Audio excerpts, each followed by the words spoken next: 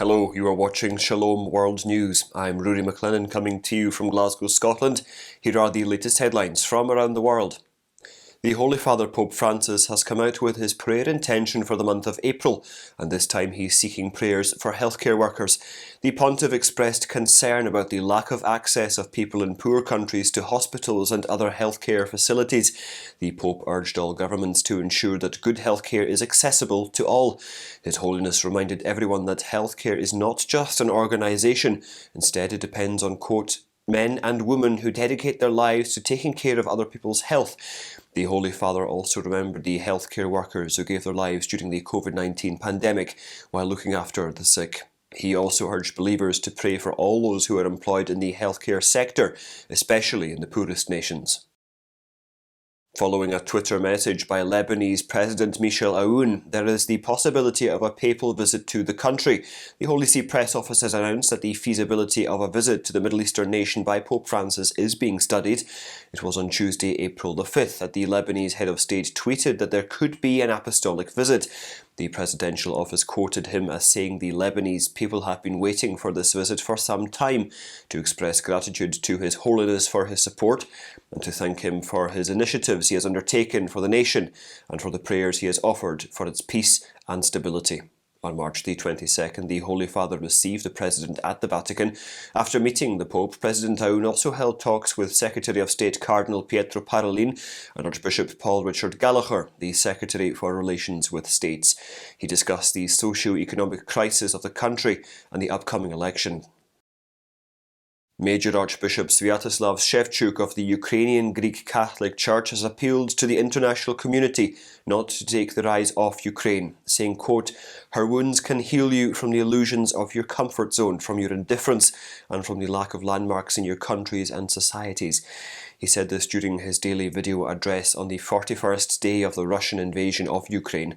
The top prelate said his country was going through its Golgotha and its crucifixion. His beatitude also explained how on the outskirts of Kiev there are hundreds of bodies of innocent civilians who were shot behind the head by retreating Russians. The major archbishop said, quote, "When we ask why this happened, why these innocent people were tortured and then executed, the witnesses of these horrors say that it was only because they were Ukrainians, because they spoke Ukrainian." Meanwhile, drone footage doing the rounds on social media shows that the coastal city of Mariupol has been devastated by the Russian artillery attacks. The first-class Relic of Blessed Carlo Acutis has begun a 5-day tour of the United States. The relic was brought to a Catholic school on Long Island on April the 4th by Archbishop Domenico Sorrentino of Assisi. It is in the Church of Santa Maria Maggiore in Assisi that the Italian teenager who died of leukemia in 2006 is entombed. Blessed Acutis made use of technology to spread devotion to the Blessed Sacrament. This prompted the Holy Father, Pope Francis, to hold him aloft as a model for young people today. Ahead of his visit to the New York metropolitan area, the Archbishop issued a statement saying his prayer is that the presence of the sacred relic stirs a desire within American believers, especially the young, not to waste life. It is a fragment of the membrane that covers the heart of Acutis that has been brought to the United States. Blessed Acutis was declared the patron of the first year of a 3-year Eucharistic revival in the country, with this being approved by the prelates during their fall General Assembly in November of last year. In the Diocese of Kaya in Burkina Faso, Bishop Theophile Nari has urged believers to pray for the safe return of an American missionary nun who was kidnapped on the night of April the 4th. In a statement brought out on Tuesday, April the 5th, the bishop said unidentified armed men attacked the community of nuns in Yalgo parish in Kaya Diocese and abducted Sister Suellen Tennyson, who belongs to the Marianites of the Holy Cross. According to the prelate, she was taken to an undisclosed destination. Before kidnapping her, the armed men vandalized rooms and damaged the community vehicle. Bishop Nari said in his statement that everyone remains in constant prayer for the release of the nun and for the members of her congregation in Burkina Faso as well. The nun has been serving in the diocese since 2014. Meanwhile, in the US, the state legislature of Oklahoma has passed a bill that bans almost all abortions.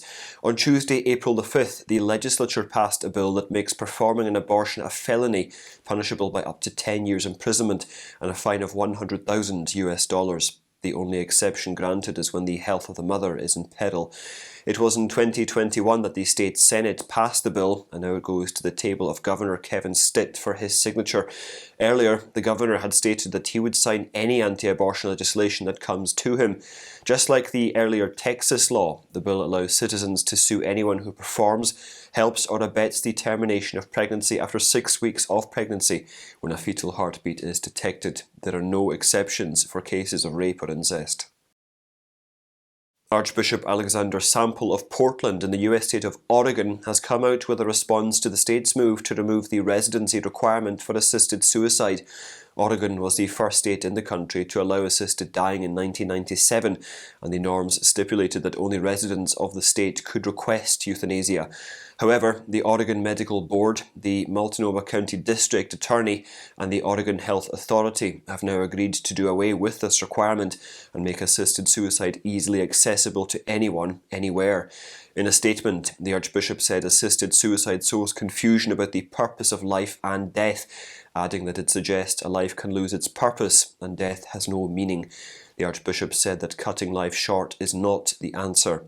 He also encouraged everyone to embrace the precious moments at the end of life, as it is precisely at this time that, quote, we come to the realization of what is most important in life. In South Korea, newly elected President Yoon Suk-yeol recently paid a visit to Archbishop Peter Chung-soon-taik of Seoul, who is also the Apostolic Administrator of Pyongyang. After the meeting with the top prelate of the country, the President-elect, who is also a Catholic like his predecessor, visited the Myeongdong Babjib Soup Kitchen that was opened by Cardinal Andrew Yom in January last year. At the facility, Yoon spent some time as a volunteer by serving hot food to the poor and destitute. During their first meeting in February, the Archbishop had asked the presidential candidate to listen more deeply to the voices of the poor and the needy. It was this exhortation that prompted Yoon, whose baptismal name is Ambrosio, to visit the soup kitchen operated by the One Body, One Spirit movement, right next to the Myeongdong Cathedral. It provides hot meals to the homeless every Wednesday, Friday and Sunday. During the March the 8th general election, 77% of the 44 million voters chose Yoon as their preferred president. As internal security in Nigeria takes a turn for the worse, the Catholic bishops have condemned the apathy of the government in strong terms. The bishops issued a statement in which they said, quote, the government should stop trying to play the ostrich as the nation profusely bleeds and take urgent steps to unmask those marauding terrorists who terrorize innocent Nigerians. They were referring to the March the 28th attack on the Abuja-Kaduna train, in which at least 8 passengers were killed and several others were abducted by the armed attackers. That route was formerly known as a safe one for thousands of commuters travelling between both cities. Now it is no longer safe, deplored the bishops. In the statement, the prelates also pointed out that there were reports of 200 terrorists on motorcycles riding through the tarmac of the international airport in Kaduna and killing at least one person. They slammed the government, saying that the lack of arrest or prosecution gives credibility to the allegation that the government is complacent, helpless, or compromising. And those are your latest headlines. Do join us again tomorrow. You can visit swnews.org for more updates. Shalom.